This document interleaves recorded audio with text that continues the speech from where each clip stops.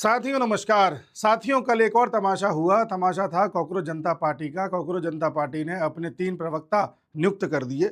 ये किस बेसिस पे किए, किसने कहा, किसने वोटिंग कराई, किसने चुना, कोई मतलब नहीं है। लोकतंत्र की मांग ये लोग करते हैं, लेकिन इनके यहाँ ही लोकतंत्र नहीं है। बहरहाल इन तीनों प्रवक्ताओं ने एक प्रेस कॉन्फ्रेंस करी, जिसमें इन्होंने बताया कि 6 जून को जो अभिजीत दीप के यूएस से भारत आ रहा है, प्रोटेस्ट करेगा, उसको लेकर के कुछ सवाल जवाब थे। ठीक है साहब, हमने भी सुना, देखा, सुनते रहे। फिर गौर किया इन तीनों चेहरों पर, इनमें से 2 चेहरे बड़े जाने-पहचाने से लगे, तो हमने फिर रिसर्च करना स्टार्ट किया और उसके बाद तो फिर इंटरनेट पे एक के बाद एक रील्स आने लगी और इनका एक्सपोज़र होने लगा। आज इसी सब चीज़ों के बारे में बात करेंगे कि जो ये प्रोटेस्ट कराने की योजना है, ये योजना कोई अचानक नहीं बनी है। पूरी थीम तैयार की जा रही है लंबे समय से। कैसे की जा रही है, बस ध्यान से सुनना। आप जानते हैं कि जैसे हमारे देश में कोई भी विपक्षी पार्टी हो, फिर चाहे कांग्रेस हो, सपा हो, आम आदमी पार्टी हो या डीएमके हो या टीएमसी हो। टीएमसी को अब तक सबसे मजबूत माना जा रहा था। जब ये सब हार गई, कोई भी बीजेपी के सामने टिक नहीं पा रही, लोकतांत्रिक तरीके से सब हारते चले जा रहे हैं। ऐसी स्थिति में इन लोगों ने सोचा कि भाई मोदी को वैसे तो हरा नहीं सकते, कोई ना कोई मुद्दा लेकर के प्रोटेस्ट कराते हैं। प्रोटेस्ट कराने के लिए कोई ना कोई बहाना ढूंढ रहे थे। पिछले साल इन्होंने बहाना ढूंढा था एयर पोल्यूशन का, कि दिल्ली में देखो कितना पोल्यूशन है, सरकार क्या कर रही है। जबकि 10 साल तक आम आदमी पार्टी की सरकार थी, तब इन्हें होश नहीं आया।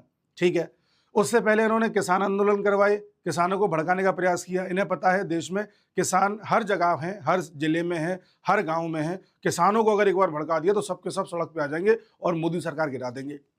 लेकिन किसान आंदोलन के नाम पर भी जो ड्रामा हो रहा था, जो खालिस्तानी वहां पर घुस गए थे, वो हम सब जानते हैं। उसके बाद जब इन्होंने ये बहाना पकड़ लिया नीट वाला, कि नीट का पेपर आउट हो गया, यूजीसी का आउट हो गया, कभी सीबीएसई का बहाना बना रहे हैं। मैंने माना ये सरकार की विफलता है, सरकार ठीक से पेपर नहीं करा पा रही है लंबे समय से, माना। लेकिन पिछले 25-30 साल से पेपर आउट हो रहे हैं। पहले तो पैसे देकर के भर्तियां होती थी, यूपी में तो खुलेआम भर्ती चलती थी, हर जगह ही चलती थी, तो वो इनको एक्सेप्टेबल था। अब इनको अचानक से कमियां नजर आने लग गई हैं हर जगह। ठीक है, कोई भी सरकार काम करती है, उसमें कुछ विफलताएं भी होती हैं, कुछ चीज़ें उसके अगेंस्ट भी जाती हैं, कई बार सरकार गलती भी करती है।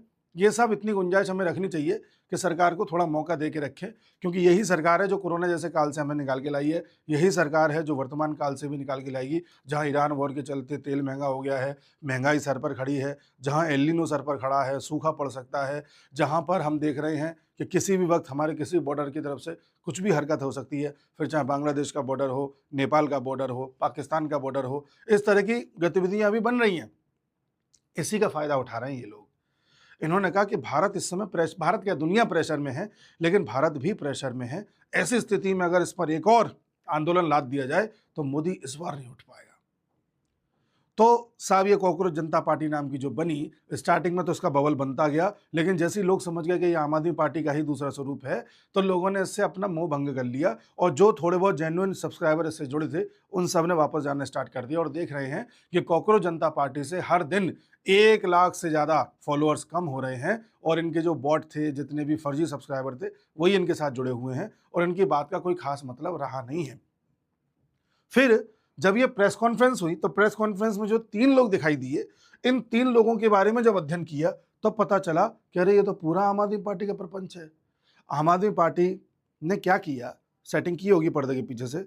आम आदमी पार्टी ने उन सबको अपने साथ जोड़ा जो मोदी विरोधी हैं, लेफ्टिस्ट लॉबी है, पूरा इकोसिस्टम अपने साथ कर लिया।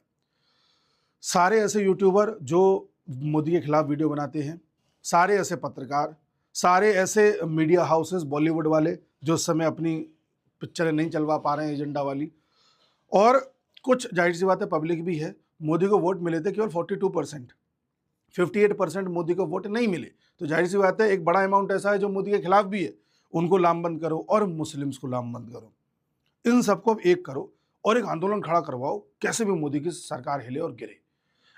केजरीवाल ये चाहता है आंदोलन के बाद सरकार जब गिर जाए तो केजरीवाल चेहरा बन जाए, और बहुत चांसेस हैं कि केजरीवाल को आगे किया जाए। कारण क्या है कि केजरीवाल यूएस बैक्ड आदमी है, मैक्से से अवार्ड इसे मिला है। अब तक देखा गया कि यूएस जिसको भी आगे करना चाहता है उसे कभी मैक्से से अवार्ड, कभी नोबेल पीस पुरस्कार जैसे पुरस्कार से नवाजता है। अभी केजरीवाल 2024 में जेल गया था, तो उसके बाद यूएस की तरफ से प्रतिक्रिया आई थी, यूएन की तरफ से प्रतिक्रिया आई थी, कनाडा की तरफ से प्रतिक्रिया आई थी, लंदन की तरफ से प्रतिक्रिया आई थी। जबकि इस देश में कई और सीएम भी जेल गए हैं, बड़े से बड़े लोग जेल गए हैं, तब किसी विदेशी मीडिया ने या विदेश के किसी भी बड़े संस्था ने कोई प्रतिक्रिया नहीं दी है। केजरीवाल पर आई थी, डाउट उसी दिन हो गया था। खालिस्तानी पन्नू ने खुद कहा था कि केजरीवाल को हमने $16 मिलियन दिए थे कि केजरीवाल हमारे आदमी को छोड़ दे, लेकिन केजरीवाल छुड़वाने में विफल रहा। इस तरह से एक वीडियो बनाया था उसने। बातें आती रही हैं। अब हुआ क्या, जब इन तीन का अध्ययन किया तो इसमें जो आपको पहला आदमी दिख रहा है ये है विजेता दहिया। विजेता दहिया अपने आप को राइटर कहता है मैंने फिल्म राइटिंग की है, कहता है कि मैंने अलग अलग स्टोरीज राइटिंग की हैं, इस तरह से बातें करता है फिलोसॉफिकल। पर ये है किसका राइटर, किसका रिसर्चर है, आपको मैं तस्वीर के साथ दिखाता हूँ। ये इन जनाब का रिसर्चर है, ये रहा विजेता दहिया। समझ गए अब आप? मैंने क्या कहा, पूरा इकोसिस्टम लामबंद है। अभी आने वाले समय में आप देखोगे इन सब के इंटरव्यूज़ आएंगे, बड़े बड़े पत्रकार जो यूट्यूब चैनल खोल करके बैठे हैं इनके इंटरव्यूज़ लेंगे, इन्हें प्रमोट करेंगे, इनकी पॉजिटिव बातें आपको बताएंगे। और विजेता दहिया के बारे में आपको मैं बताता हूँ। देखिए विजेता दहिया, ये रहा इसका इंस्टाग्राम पोस्ट देखिए, और ये पोस्ट किसके बारे में किया गया है ध्यान से देखिए।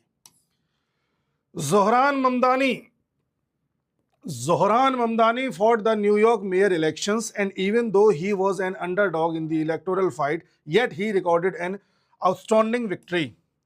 His opponents constantly tried to picture him as an Islamic fundamentalist, going to the extent of linking him with 9/11. यानी कि जोहरान ममदानी का समर्थन कर रहा था, जो न्यूयॉर्क का मेयर बना था। कह रहा था कि देखो वो आदमी अंडरडॉग था, किसी को उम्मीद नहीं थी जीत पाएगा, और लोग उसे कट्टर इस्लामी बता रहे थे, 9/11 के हमले से जोड़ रहे थे, लेकिन वो व्यक्ति जीता। इस तरह से इसने कसीदे पढ़े हैं बहुत लंबे। ठीक है, किसके बारे में पढ़े हैं? जोहरान ममदानी के बारे में। और मैं आपको कई बार बता चुका हूं कि जोहरान ममदानी जब से न्यूयॉर्क का मेयर बना है तब से आरफा खानम शेरवानी, बड़े बड़े पत्रकार, कई सारे इन्फ्लुएंसर्स जो एसोसिएट करते हैं अपने आप को उस धर्म से, उन सब ने उसके कसीदे पढ़े हैं। ठीक है, ध्यान से लिंक सुनना, लिंक किसकी बात करी है इसने? जोहरान ममदानी। ठीक है, अब एक चीज मैं आपको और दिखाता हूं। चलो मैं इसी की बात कर लेता हूं, पहले इसी की बात करूं, चलो करता हूं। ये इसका दूसरा पोस्ट है, इसमें बड़े एक्सप्रेशंस ला करके ये बताने की कोशिश कर रहा है कि मैं नास्तिक क्यों हूं, मैं इसलिए भगवान में नहीं मानता। ठीक है, लोगों को समझाने की कोशिश कर रहा है कि भगवान मानने की क्या जरूरत है, अपने आप को नास्तिक बता रहा है। ठीक, ये नास्तिक बताने वाला लड़का नास्तिक सिर्फ और सिर्फ सनातन के लिए है। उधर जोहरान ममदानी के लिए इसके आंसू बह रहे हैं क्योंकि वो मुसलमान है। गाजा को लेकर के इसने समय समय पे आंसू बहाए हैं क्योंकि वहां मासूम लोग मर रहे हैं। मुझे एक बात बताइए, मासूम लोग तो दुनिया के हर देश में मर रहे हैं, वहां पर क्यों नहीं इन्होंने आंसू बहाए?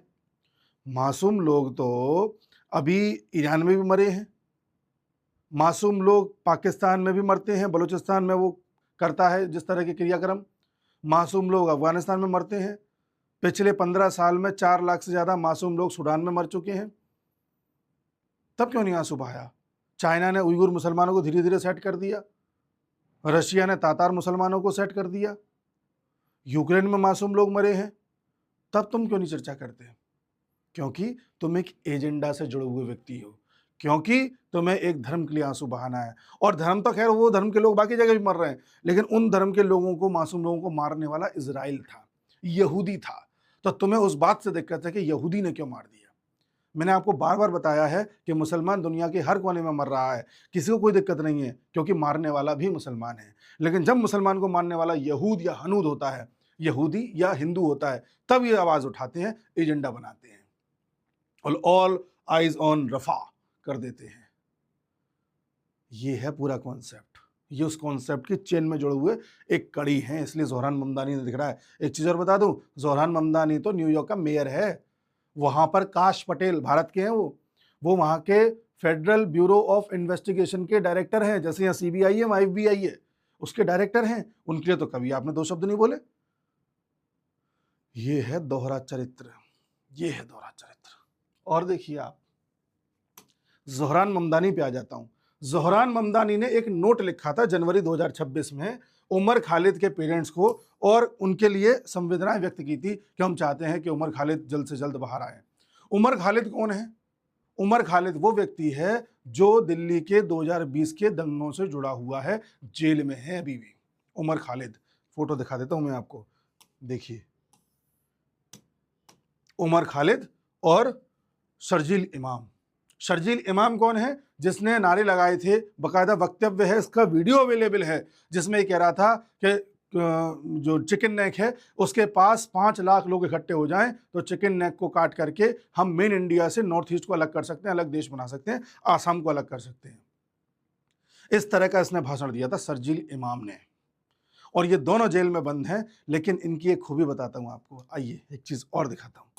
इन दोनों को ही 2020 का जो उमर खालिद आरोपी है 2020 के दंगों का, उसको 3 दिन की अभी स्पेशल कोर्ट से रिलीज मिली थी। 3 दिन के लिए बेचारे बाहर आए थे जमानत पे। क्यों आए थे? क्योंकि इनकी मम्मी की तबीयत खराब थी, उनका ऑपरेशन था, तो वो देखने आए थे।